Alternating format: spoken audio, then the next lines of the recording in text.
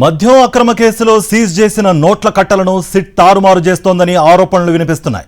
నోట్ల కట్టల బ్యాచ్ నంబర్లను వీడియోగ్రఫీ చేయాలని సిట్ను ఆదేశించారు జడ్జి. నోట్ల కట్టలను ఆర్బీఐ ద్వారా వెరిఫై చేయించాలని కేసీ రెడ్డి కోర్టును కోరారు. న్యాయమూర్తి ఆదేశాలకు విరుద్ధంగా వీడియోగ్రఫీ చేయకుండా 11 కోట్ల రూపాయలను బ్యాంకులో ఆగమేఘాలపై డిపాజిట్ చేసేందుకు యత్నించారు. ఆర్బీఐ నోట్ల కట్టల బ్యాచ్ నెంబర్లను వెరిఫై చేస్తే వాస్తవాలు బయటకొస్తాయని కేసీ రెడ్డి తరపు లాయర్లు అంటున్నారు. తప్పు దొరికిపోతుందనే భయంతోనే సిట్ నోట్ల కట్టల ఫోటో తీయకుండా జమ చేస్తున్నారని న్యాయవాదులు ఆరోపిస్తున్నారు.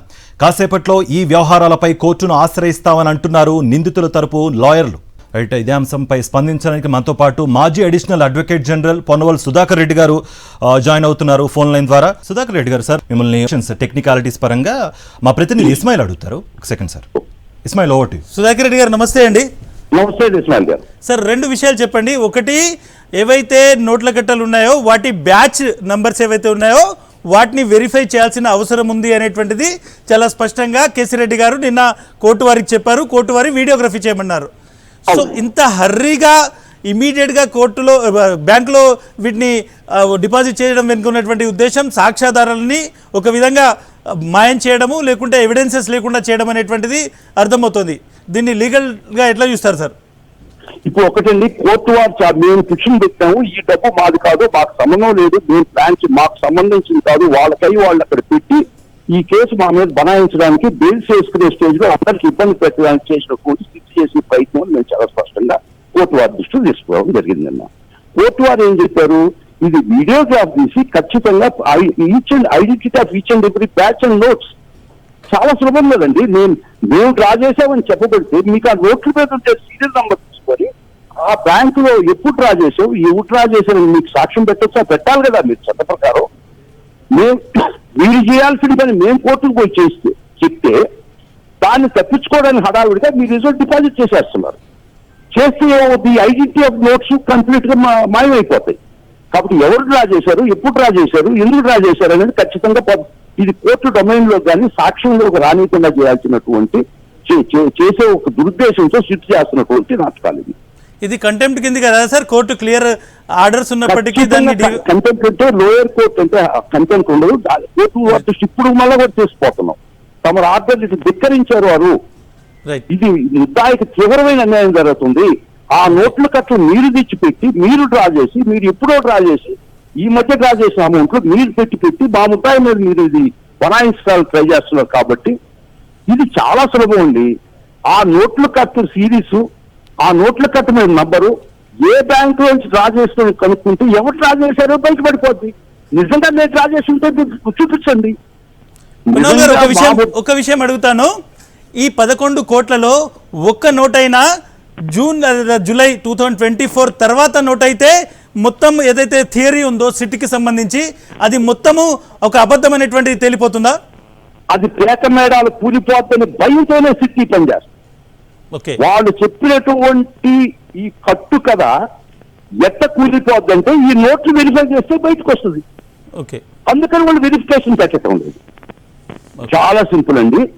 ఇది ఈ నోట్ల కట్ట మీద ఉన్న సీరియస్ నంబరు వాటి చూడండి, మీకు ర్యాపర్స్ ఉన్నాయి ప్రతి కట్ట మీద. ఆ ర్యాపర్ మీద ఏ బ్యాంక్ లో నుంచి డ్రా చేసినట్టు వస్తుంది. ఆ బ్యాంక్ లో ఎవరు డ్రా చేశారు, ఏ అకౌంట్ లో నుంచి డ్రా చేశారు, ఇప్పుడు డ్రా చేశారు, చాలా సులభం కనుక్కునేదాన్ని. అది కనుక్కుంటే వాళ్ళు పెట్టినటువంటి మనుషులు బయటకు వస్తారని చెప్పి ఈ సాక్ష్యాన్ని తుంగలో తొక్కడానికి పాతేయడానికి సిట్ చేస్తున్నటువంటి సీరియస్ అయినటువంటి దుర్మార్గం. చాలా సులభం అండి. నేను డ్రా చేసి పెట్టుకుంటే వాళ్ళు వెరిఫై చేయండి ఆ నోట్లు. అది ఎందుకు చేయటం లేదు సిట్టు?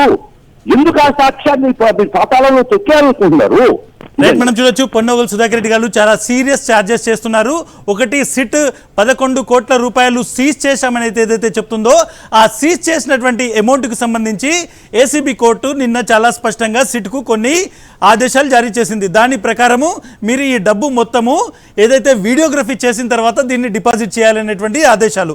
ఆ వీడియోగ్రఫీ ఎందుకు చేయాలని చెప్పారంటే దాదాపు మొత్తం ఏవైతే 11 కోట్ల రూపాయలకు సంబంధించినటువంటి ఈ నోట్ల కట్టలు ఉన్నాయో ప్రతి నోట్ల కట్టకు ఒక బ్యాచ్ నెంబర్ ఉంటుంది. సో ఆ బ్యాచ్ నెంబర్ని వీడియోగ్రఫీ చేయడం ద్వారా ఆ నోటు కట్ట ఏదైతే అమౌంట్ ఉందో అది ఎక్కడి నుంచి వచ్చింది అంటే ఏ బ్యాంకు నుంచి ఎప్పుడు రిలీజ్ అయింది అనేటువంటిది వెరిఫై చేసేటువంటి అవకాశం ఉంటుంది. సో ఈ నోట్ల కట్టలు 2024 జూన్ నుంచి ఇవి ఆ ఫామ్ హౌస్లో ఉన్నాయి అనేటువంటిది ఇక్కడ సిట్ చెప్తున్నటువంటి ఒక థియరీ. సో డెఫినెట్గా ఒకవేళ ఈ నోట్ల కట్టల్లో ఒక నోట్ అయినా లేదంటే ఒక నోట్ల కట్ట అయినా 2024 జూన్ తర్వాత రిలీజ్ అయింది ఉంటే మాత్రము సిట్ చెప్పింది మొత్తం అబద్ధమని తేలిపోతుంది అనేటువంటిది రాజకేశ్ రెడ్డి చెప్తున్నటువంటి మాట. కాబట్టి ఆయన నిన్న రాజకేశ్ రెడ్డి కోర్టును అడిగారు, నా డబ్బు అని చెప్తున్నారు, నాకు సంబంధం లేకపోయినా చెప్తున్నారు, ఈ డబ్బు మొత్తాన్ని వీడియోగ్రఫీ చేయించండి, ఆర్బీఐ వాళ్ళని పిలిపియండి, ఏ బ్యాంకు నుంచి ఎప్పుడు రిలీజ్ అయిందో చెప్పమనండి, అందులో ఖచ్చితంగా వాస్తవాలు బయటకు వస్తాయి అనేటువంటిది ఆయన కోర్టుకు చెప్పారు. సో కోర్టు నిన్న ఆదేశాలు జారీ చేసింది దీన్ని మొత్తం వీడియోగ్రఫీ చేయమని. బట్ ఇప్పుడు మనం పొన్నవోలు సుధాకర్ రెడ్డి చెప్తున్నటువంటి దాని ప్రకారము ఆగమేఘాల మీద కోర్టు చెప్పిన దానికి విరుద్ధంగా, కోర్టు వీడియోగ్రఫీ చేయమనే దానికి విరుద్ధంగా ఇమీడియట్గా ఈ నోట్ల కట్టలను బ్యాంకులో డిపాజిట్ చేసేటువంటి ఒక కుట్ర జరుగుతోంది అనేటువంటి మాట ఆయన చెప్తున్నారు. అంటే అక్కడ ఉన్నటువంటి ఎవిడెన్సెస్ని, సాక్ష్యాధారాలని లేకుండా ఈ నోట్ల కట్టలను ఆ బ్యాంకులో ఉన్నటువంటి ఒక పెద్ద అమౌంట్తో కలిపేయడం ద్వారా ఏ నోట్ల కట్ట ఎప్పుడు డిపాజిట్ చేశారనేటువంటిది లెక్క తేలకుండా ఇదంతా కుట్ర జరుగుతుంది అనేటువంటిది పొన్నవోలు సుధాకర్ రెడ్డి చెప్తున్నారు.